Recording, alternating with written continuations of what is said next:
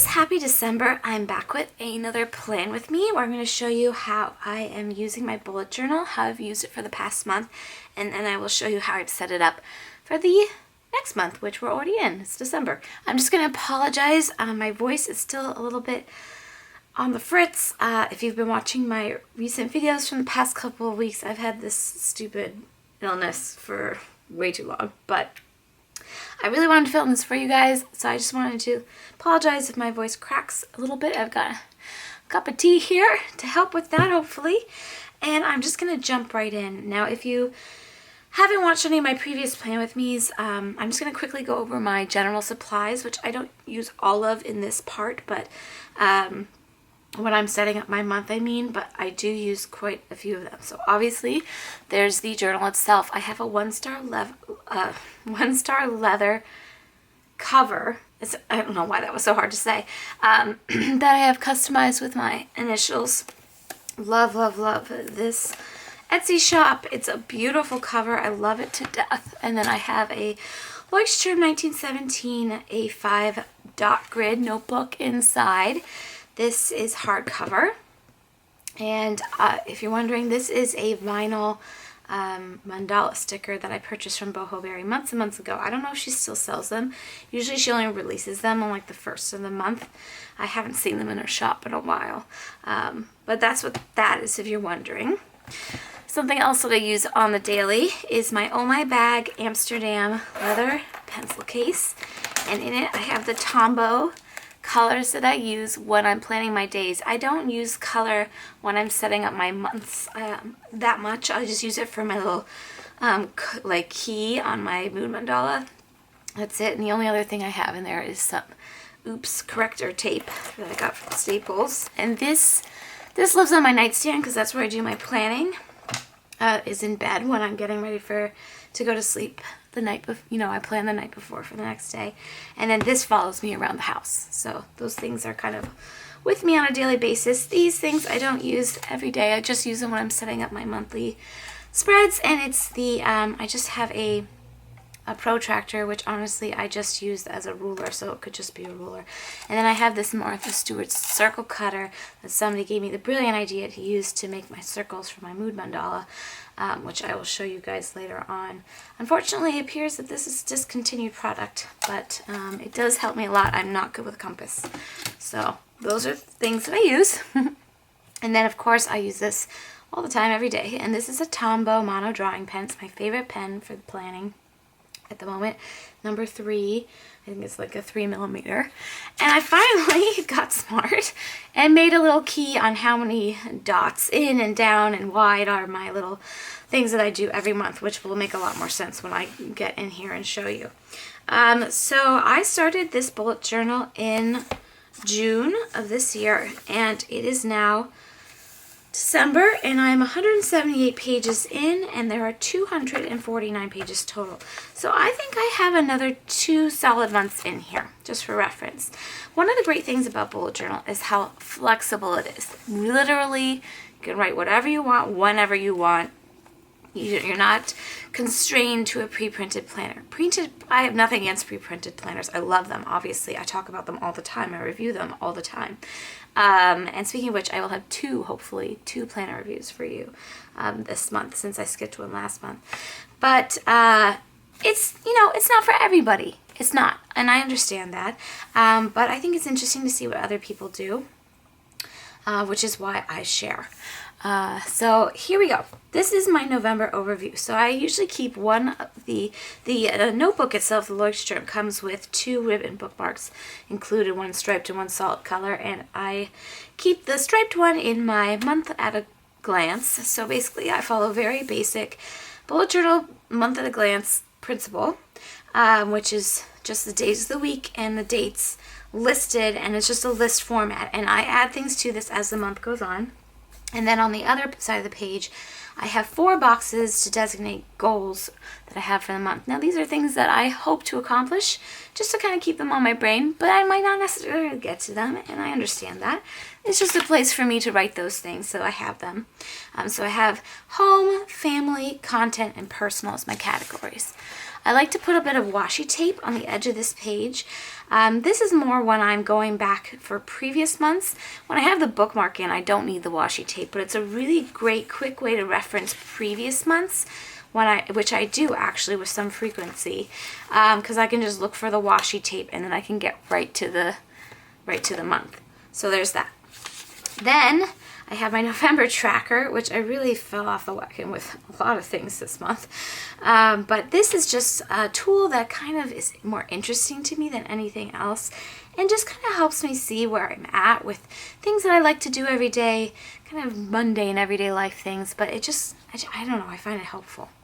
I do follow Allie Edwards' One Little Word memory keeping kind of year-long self-reflection project, and in order to keep on top of that and keep on top of the monthly prompts, it's an online class I pay for, I like to keep that in my monthly setup because that really helps me stay on top of it and tackle it at the beginning of every month so I don't get too behind on it, because it's kind of a personal thing that's important to me and has been this year, and something I plan on doing again next year. I have my mood mandala, which most of this I got inspiration from Boho Berry. I'm constantly linking her below in all of my Plant With Me's, but this is definitely something I pulled from her specifically. This, again, is another tool that's it's not necessary to planning, but I find it interesting, and it's just something that every day I just color in a ring for how I'm feeling. I have a list of feelings and color-coded: happy, excited, grateful, relaxed, productive, stressed, tired, and ugh. And ugh kind of covers the broad spectrum of things from like upset to feeling sick to that sort of thing. And I'm not ugh very often. And I'm only really tired more often because I am very pregnant. But what I love about this is it's like really fun for me actually to look back at previous months. And I know you're looking at this and you haven't watched these. You're like, where's the mandala? Well, that's something I like to do all at once when I have time. So actually, this is my mood mandala from October that I actually just completed like a week or two ago. And the design is the actual mandala part. Here, I'll show you some of my other ones that I have done. That is really just pure fun. I find it very relaxing and meditative. I don't often make time to do it every day. I kind of like doing it all at once when I can carve out, maybe like 45 minutes to sit and I'll listen to some music or a book on tape or something, and I'll just kind of zone out. It's just a really nice kind of once a month little almost therapeutic meditative sort of thing for me. So this was my most recent one. And then when I have time, I'll work on the November one. I also usually put a quote in, so at some point during the month. I didn't come across a quote that really resonated with me this month, mostly because it's been crazy, hectic, busy, and I just haven't been reading much in terms of, like physical books or like online blogs or anything, these places I usually pull quotes from. But I might go back and add one in at some point, because that's something also I like to include. But I think it's nice to look at the previous month compared to the current, or the past month, I suppose, to just see how things are different. I feel like I can see better when the design isn't on top, what the moods were, and I just find it fascinating. So you can see here, there's a lot of productivity at the beginning of the month, and a lot of gratefulness and a lot of tiredness mixed in with that too, and a lot of that has to do with this being ill business. And then I jump into my daily lists. They are not always one page. I use what space I have. So if I have room to put 2 days on a page, I will. I also intersperse with notes when I need them. This is where I prepped for my holiday gift guide, my 4-part holiday gift guide, which is all up now, so you can find those all on my channel if you guys want. I do a little next week blurb where I just outline like big picture content, home, personal categories, just to kind of help visualize the week. I do that on Sunday night. And then I just jump into my planning. And like I said, I do plan for the next day, the night before. Again, sometimes my lists are a little bit longer. If you're wondering what this this bar is at the top, this is at like a time log. And this is something that I lay down before I make my list for the day. So I'll write down the hours, 1 a.m. through 12 1 p.m. through 12, so that's the whole 24-hour day. And then blue is what I project I'm going to be sleeping for. Yellow is if I make time to wake up early and work out. Green is my like parenting, like on active parenting duty time. Pink or green, I said green, right? Pink is when I'm working specifically on content. Purple is personal time, and then orange is appointments. And sometimes you'll see those are kind of spliced with green, and that's when there are appointments with my daughter, or not even just appointments, events, outings, specific things that we are out of the house for at a specific time. And that just kind of helps me visualize my timing of the day before I write down my to-do list. Now, does the day always unfold like that? No, this is truly just a planning tool to kind of help me kind of prepare my mind for the next day.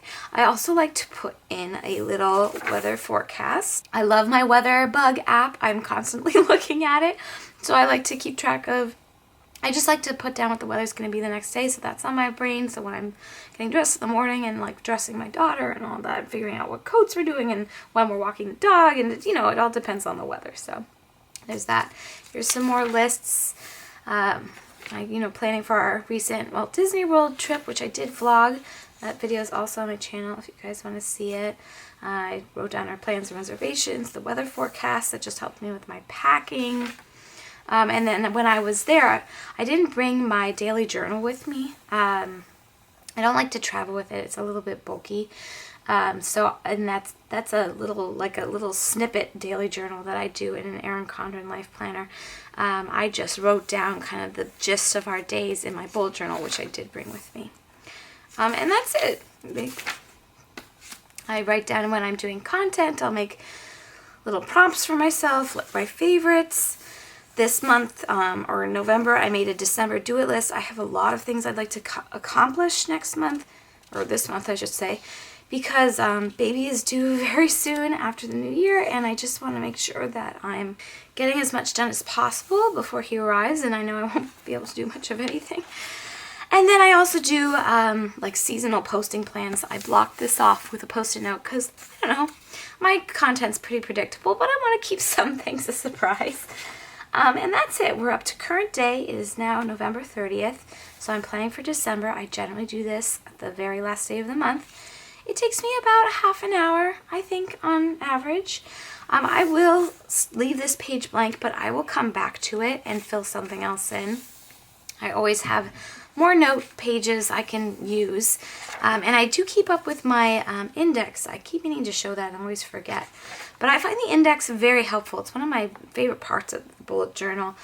I just find it very helpful for flipping back to things, especially because my notes are like interspersed throughout the planner. So that just helps me kind of find them when I need to.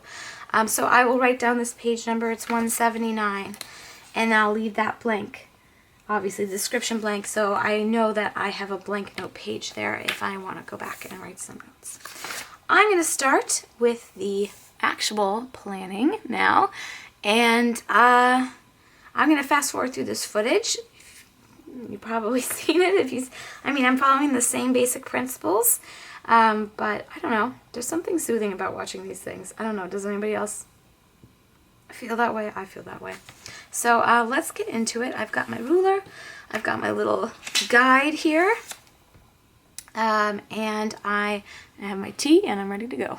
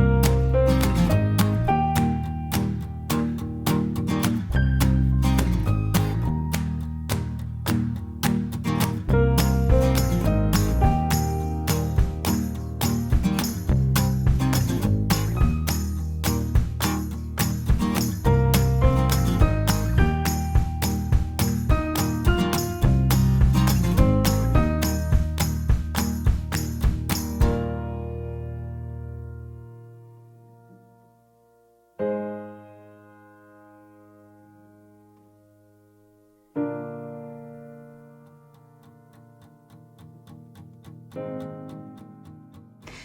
guys, that is my setup.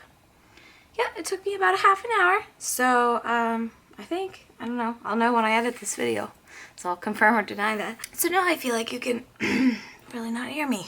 So now I feel like you can get a really, let me zoom in just a little bit. There we go. Oh, that was a lot, a little too close. I feel like you can get a really good sense of what the structure looks like without all the writing, you know, when I fill it in, which I will do after this. But, sorry, my voice is going, you guys. Month at a glance, very simple. I sync with iCal, basically, manual, excuse me, analog syncing, I suppose you could say. I use iCal to help keep on track of things that require like timing of like events or appointments or family gatherings or, you know, seeing friends or whatever. That's all on iCal just because I always have my phone on me. I don't bring my bullet journal everywhere with me. It goes around the house with me, but I don't carry it around outside of my house with me. It's just convenient to have my phone for that. And every night I just kind of go back and check my my month plan to just update things. I'll write things in that I have now. But yeah, that's how I keep on track on top of that. It's really been a good system for me. My goals, obviously, I will fill those in. My December tracker, I put my washi in. I picked one that felt kind of Christmassy. I don't know. My one little word December prompt, and then my mood mandala. Now, I think I mentioned last month that this only takes me, you know, out, I don't know, like a dozen rings or so. But what I ended up doing this past month is I really only need the structure of the rings for these tighter circles I've discovered. Yeah, it could be neater, I suppose. I just freehanded the rest of them, but I don't need it to look perfect. It's just, you know, just a fun activity for me anyway. So I decided I don't need to fill in the other rings with like a compass or anything. I don't even bother. I just use the tomboats. I just try to make them as even as possible, but it takes like 10 seconds to make a ring on any given day. And that's it. I will start here with my plan for tomorrow. December 1st is tomorrow. Not when this video will be going up a couple days after the fact, but yeah, that's how I'm doing things. So I don't know if you guys want me to continue posting these in the new year. I feel like in January I will definitely be keeping up with this system, at least until the baby arrives, and then I have a feeling I won't be using it quite in the same way. So I don't know how often I'll be able to film after the baby comes either. But what I might do is after I get to the end of the bullet journal in a few months, I'm assuming it's going to be about a couple months. I thought maybe I'd do just like an overview of the whole thing, kind of show you how it's changed over the course of my using it, and then we'll see. We'll go from there if I continue with these regular monthly plan with me's or not. But I'd love your feedback if you guys enjoy them or not. I know I tend to be a creature of habit. I tend to do the same thing month after month. So if that's getting really old for you and you're over it, let me know. And if you're like, I still love to see it, let me know. I love your feedback. And yeah, that is it, you guys. I hope you guys are all well. Thank you so much for watching. And yeah, happy holidays, you guys. Take care. Bye.